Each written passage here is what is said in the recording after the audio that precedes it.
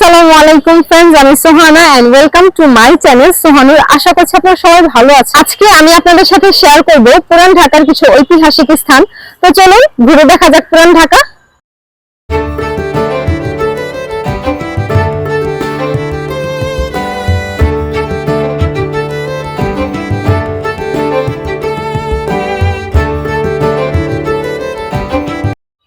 1678 সালে মুঘল সম্রাট আজম শাহ লালবাগ দুর্গ নির্মাণ কাজটি শুরু করেন। এই কাজটি তিনি শুরু করলেও সম্পূর্ণ করতে পারেননি।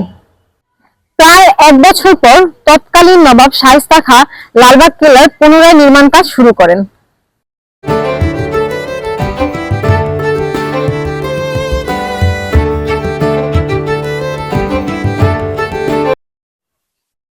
লালবাগ কেল্লায় রয়েছে একটি জাদুঘর।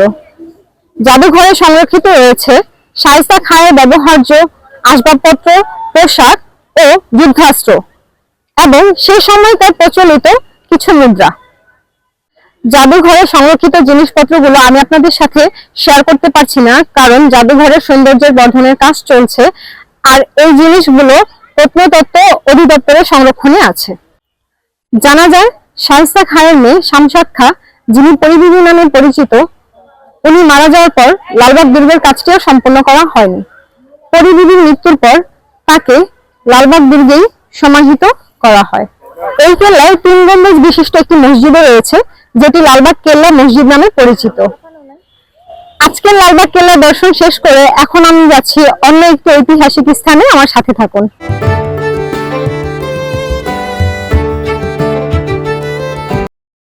যেহেতু অনেক সকালে বের হয়েছে, এখনো নাস্তা করিনি, তো নাস্তা করার জন্য লালবাগ কেল্লার অপোজিটে রয়েছে নেহারি আর তেহারি। সেখানে দেখি সকালের নাস্তা কি কি পাওয়া যায়।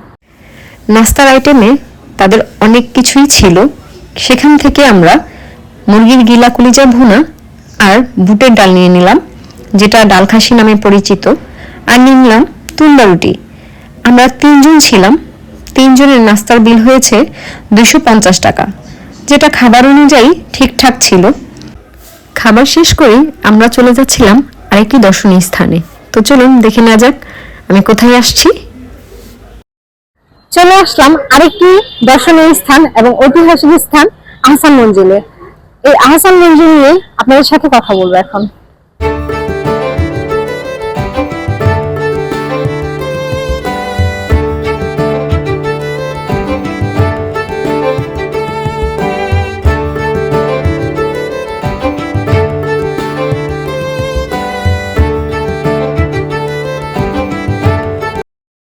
আহসান মঞ্জিলটি পুরান ঢাকার কুমারটুলি এলাকায় বুড়িগঙ্গা নদীর তীরে অবস্থিত। আহসান মঞ্জিলটি প্রতিষ্ঠা করেন নবাব আব্দুল গনি এবং তার পুত্রের নাম অনুসারে খাজা আহসানুল্লাহ নাম অনুসারে এই আহসান মঞ্জিলটি নামকরণ করা হয়। নবাবদের ব্যবহৃত অনেক তেজসপত্র সংরক্ষিত রয়েছে এই জাদুঘরে। অবশ্য এই জাদুঘরের জিনিসপত্রগুলো আমি আপনাদের সাথে দেখাতে পারছি না, কারণ এখানে বলা হয়েছে ছবি তোলা নিষেধ।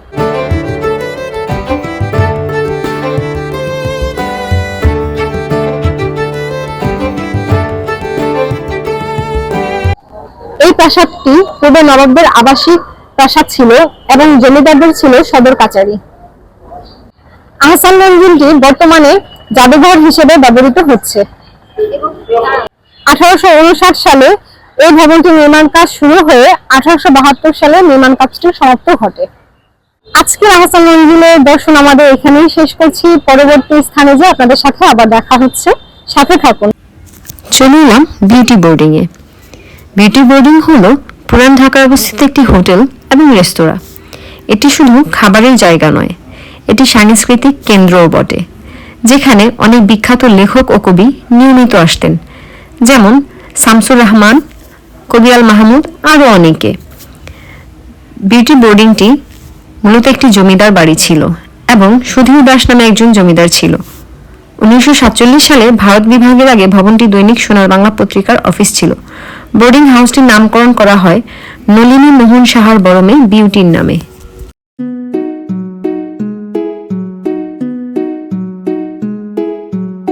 বিউটি বোর্ডিংটি ঘোরা শেষ হলেই 2 মিনিট হাঁটলেই পেয়ে যাবেন নর্থব্রুক হল।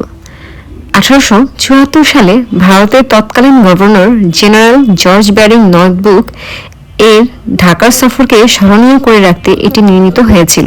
তাই এর মূল নাম নর্থব্রুক হল, কিন্তু এর লাল রঙের কারণে এটি লালকুঠি নামে পরিচিতি লাভ করে। এটি নগর মিলনায়তন হিসেবে নির্মিত হয়েছিল, যা পুরান ঢাকার সাংস্কৃতিক কেন্দ্রবিন্দু ছিল, এবং 1926 সালে রবীন্দ্রনাথ ঠাকুরকেও সংবর্ধনা দেওয়া হয়েছিল। আজকে আমি আপনাদের সাথে পুরান ঢাকার ঐতিহাসিক কিছু স্থান ঘুরে ঘুরে দেখালাম। আশা করছি আজকের এই ভিডিও আপনাদের কাছে ভালো লেগেছে। যদি আপনাদের কাছে এই ভিডিওটা ভালো লেগে থাকে তাহলে অবশ্যই লাইক, কমেন্ট এন্ড সাবস্ক্রাইব করে দিয়ে সবাই ভালো থাকেন, সুস্থ থাকেন। আল্লাহ হাফেজ।